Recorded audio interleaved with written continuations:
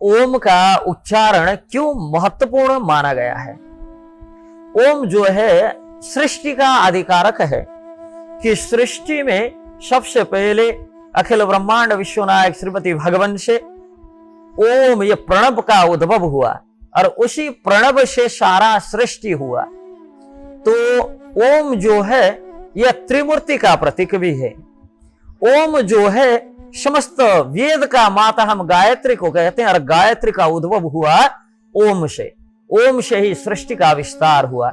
ओम से गायत्री, गायत्री से पुरुष सूक्त, पुरुष सूक्त से ऋग वेद और चारों वेद पुराण इतिहास महाभारत आदि अनेक इतिहास, भागवत आदि अनेक पुराण। तो ओम जो है वो सृष्टि है। ओम जो है यह ब्रह्मांड की ध्वनि है। इसका उच्चारण से ओम जो है पवित्र ध्वनि है, ब्रह्मांड की ध्वनि है, मूल ध्वनि है ब्रह्मांड की। ये सब स्थिति की सबकी मूल है। वास्तव में ओम को परमात्मा की प्रतीक माना गया है। ओम का उच्चारण त्रिमूर्ति को प्रतिनिधित्व करता है। औ जो है उससे ब्रह्मा सृष्टि करता, ऊ से स्वयं भगवान विष्णु पालन करता और मो से स्वयं भगवान शंकर संहार करता। यह ध्वनि जो है ध्यान, योग, यज्ञ, दान आदि कोई भी अनुष्ठान हो उसमें व्यापक रूप में ओम का प्रयोग हो जाता है, क्योंकि इसका नियमित उच्चारण से जो है भगवत प्राप्ति तक हो सकता है। स्वयं भगवान भगवत गीता में कहते हैं जो उर्धरेता मुनिगण है जो नैष्ठिक ब्रह्मचार्य धारण करके हृदय में उन्हीं परमात्मा को दर्शन करके जो पूर्णतः परमहंस स्थिति पर भगवत तत्वों का निर्णय करके जो मुनिजन है, वो मुनिजन उत्तरायण के समय में हृदय में और मस्तिष्क में उसी ओम को जपते हुए अपना प्राण हमारा जो यहां से निकल जाता है। जो प्राण का मूल जो सहस्रार चक्र पे प्राण को स्थित करके इस प्रकार प्राण त्यागते हैं, वो लोग पुनः जन्म मृत्यु जरा व्याधि के संसार पे नहीं आते।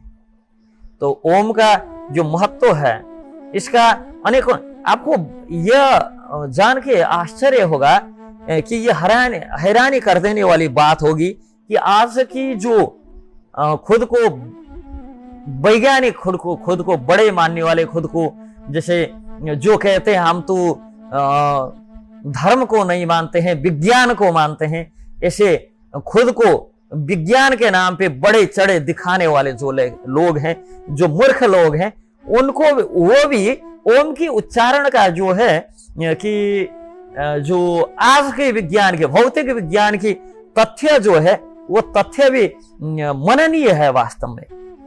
कि एक शोध अध्ययन हुआ था जिसमें ओम का उच्चारण करने से मस्तिष्क में जो है गामा एमिनोब्यूट्रिक एसिड जो है, जिसको GABA कहते हैं गावा, यह जो एमिनोब्यूट्रिक एसिड की गतिविधि है वो एकदम से बढ़ जाता है तुरंत। तो यह क्या होता है, इससे लोग ध्यान पे केंद्रित हो सकते हैं, जैसे बाकी कोई भी उच्चारण से ये ध्यान केंद्रित नहीं होता जो ये ओम की उच्चारण करने से होता है। तो ओम के उच्चारण में मस्तिष्क में जो है अल्फा तरंग जो है, वो अल्फा वेव्स जो है वो उत्पन्न होने लगता है, जिससे व्यक्ति शांत होता है।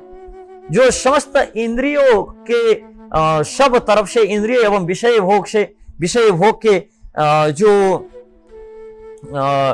स्थिति है, वो स्थिति से मन को, मस्तिष्क को और शरीर के समस्त ऊर्जा को खींच के एकत्रित करता है। और ओम का उच्चारण करने से वाग्नस जो नर्व होता है, वो वाग्नस नर्व सक्रिय हो जाता है, जो स्नायु प्रणाली को शांत करता है और शरीर में विश्राम की भावना को बढ़ोतरी करता है। तो MRI स्कैन के माध्यम से दिखा गया है, ये MRI स्कैन से दिखा गया है कि ओम के उच्चारण के दौरान मस्तिष्क के जो लिम्बिक सिस्टम होता है, वो लिम्बिक सिस्टम में गतिविधि में कमी आता है, जो भावना और स्मृति को नियंत्रित करता है और तनाव कम करता है, जो ओवर थिंकिंग है उसको कम करता है।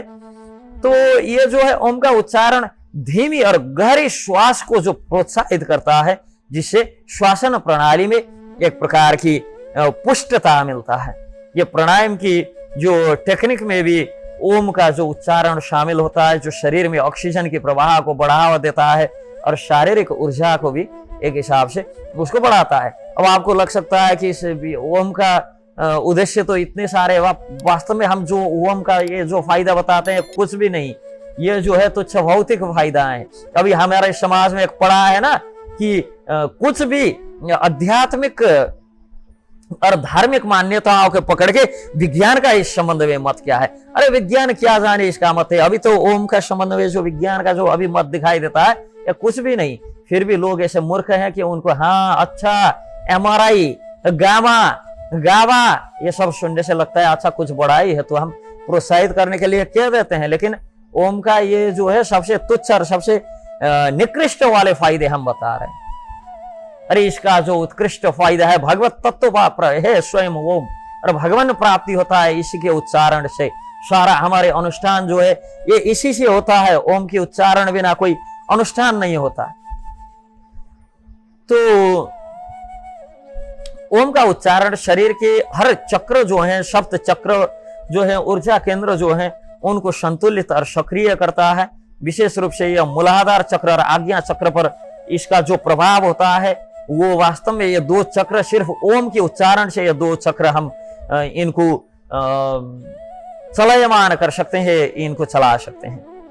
तो ध्वनि तरंगों के कंपन और शरीर की कोशिकाओं को जो उत्तकों कोशिकाओं और जो उत्तकों हैं इनके ऊपर सकारात्मक जो प्रभाव मिलता है, इससे ऊर्जा प्रवाह में सुधार होता है। वास्तव में ओम की उच्चारण धार्मिक और आध्यात्मिक दृष्टिकोण से आध्यात्मिक महत्वपूर्ण माना गया है। यह ध्वनि ब्रह्मांड के मूल ध्वनि का प्रतीक होने से, मूल ध्वनि होने से ध्यान, योग, समस्त यज्ञ आदि वैदिक कर्मों पे इनका जो महत्व है वो अकल्पनीय है, उसका व्याख्या नहीं हो सकता है।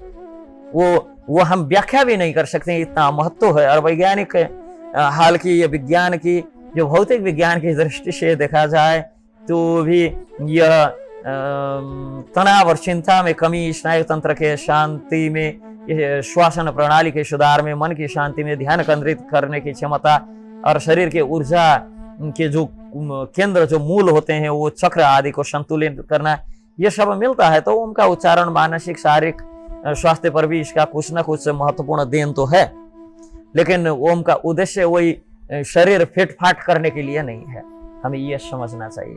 हरे कृष्ण।